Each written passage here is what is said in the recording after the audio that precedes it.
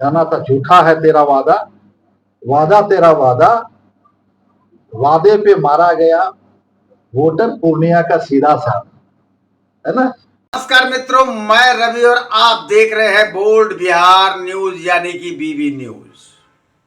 आप तमाम लोगों से करबद्ध निवेदन है कि यदि आपने अभी तक हमारे चैनल को सब्सक्राइब नहीं किया है तो अवश्य कर लें। अभी आपने सांसद जी का गाना सुना। यह गाना वर्तमान सांसद जी के गाना का जवाब था।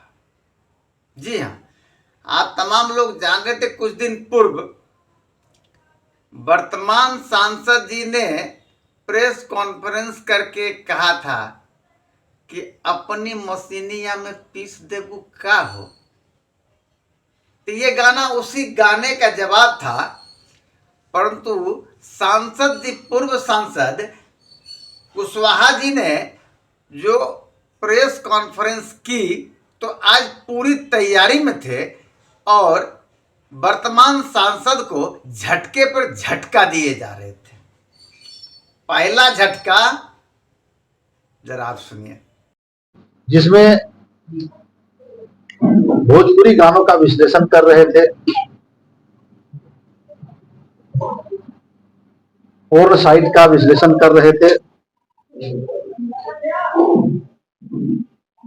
क्या पूर्णिया के लोगों ने सांसद जो इसलिए चुना था,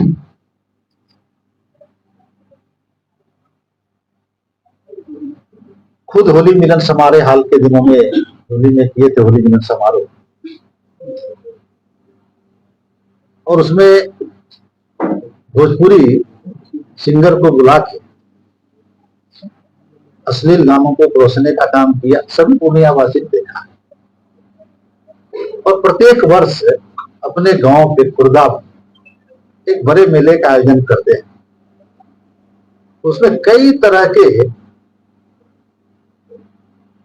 क्या कहते हैं उसको, भोजपुरी सिंगर से लेके डांसर से लेके कई तरह के कार्यक्रम का करते हैं। क्या वह अश्लीलता नहीं, वो क्या भागवत कथा होता है उनपे।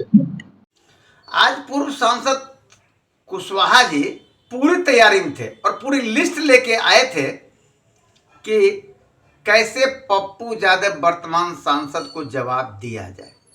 उन्होंने दूसरा मुद्दा उठाया हवाई सेवा का, जो अभी तक हवाई ही है। वर्षों का उन्होंने 7 संकल्प की चर्चा चुनाव से पहले की। पहला संकल्प था कि 4 महीने में हम हवाई जहाज यहां से उड़ा देंगे। क्या 4 महीने में पूर्णिया से हवाई जहाज की सेवा शुरू हो गई? और बीच बीच में वो कई पत्र दिखाते रहते हैं कि हम शरद यादव जी के समय, शाहनवाज जी के समय, रेही जी के समय, अन्य अन्य समय पे जब यूपीए की सरकार थी उस वक्त का पत्र दिखाते रहते हैं। अगर उनसे जहाज चलना होता तो उस वक्त ही चल गया होता। आप सभी जानते हैं कि अगर वायु सेवा बहाल हो रही है पूर्णिया में, वो राज्य सरकार और केंद्र सरकार के प्रयास से, उनके सहयोग से हो रहा है। इसमें इनका कोई योगदान नहीं है। सांसद, पूर्व सांसद महोदय यहीं नहीं रुके, उन्होंने वर्तमान सांसद जो अपने कार्यालय में जीतने के बाद न्याय का मंदिर लिख दिया था, लिख दिया नहीं बल्कि लिखा हुआ अभी भी है, न्याय का मंदिर। तो इन्होंने कहा कि ये न्याय का नहीं अन्याय का मंदिर है। तो किसके साथ हुआ अन्याय? चुनाव जीतने के बाद अपने कार्यालय में लगाए कि न्याय का मंदिर है। तो न्याय का मंदिर है तो अच्छी बात है, न्याय होनी चाहिए। वो न्याय का मंदिर नहीं, वो अन्याय का मंदिर है। इसीलिए उन्हीं के साथ रहने वाले, उन्हीं के सहयोगी शंकर यादव जी उसमें रहा करते थे, न्याय मंदिर के बगल में, जिनके घर को उजाड़ा गया, उनकी गर्भवती पत्नी को धक्का मार के निकाला गया और उस जमीन को दूसरे के हाथों बेचा गया। न्याय के मंदिर में ये अन्याय है। ये न्याय का मंदिर नहीं, इसे अन्याय का मंदिर कहा जाता है। पूर्व सांसद ने आज इनके 7 संकल्प, मतलब वर्तमान सांसद जो चुनाव में 7 संकल्प लिए थे उनकी याद दिलाई और कहा कि उन्होंने कहा था कि 5 वर्ष में 10,000 लोगों को नौकरी देंगे, परंतु 1 साल बीत चुका है और एक भी व्यक्ति को नौकरी नहीं मिली। सांसद जी बोले थे कि 5 वर्षों में 10,000 युवाओं को हम रोजगार देंगे,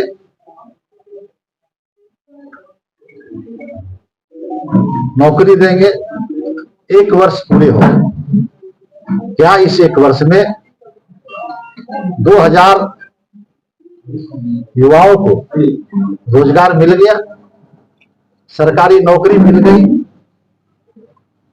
ये भी एक सवाल है जिसे हम सभी पूछना चाहते हैं कि 2000 में कितने लोगों को, 1 वर्ष का कोटा 2000 होता है, तो कितने लोगों को रोजगार दे पाए हैं? ये भी पूर्णिया के नौजवानों को बताने की आवश्यकता है, उनको बताना चाहिए। वर्तमान सांसद के 7 संकल्पों में एक बात और थी कि डॉक्टरों की फीस आधी कर दी जाएगी और पैथोलॉजी की फीस घटाई जाएगी, लेकिन हुआ क्या? चुनाव जीतने के बाद कहे, चुनाव के पहले भी कहे कि हम जीतेंगे तो डॉक्टरों की फीस आधी करा देंगे, पैथोलॉजी की फीस उसको हम घटवा देंगे। घटा तो नहीं, लेकिन फीस बढ़ जरूर गया और उसके आड़ में जो सूचनाएं मिल रही है कि भाया दोहन भी हो चल रहा है।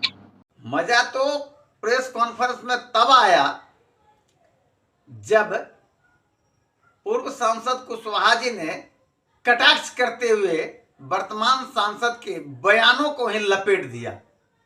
जब उन्होंने कहा कि सांसद जी ने कहा था कि नाग पर भरोसा कर लो लेकिन नेता पर नहीं।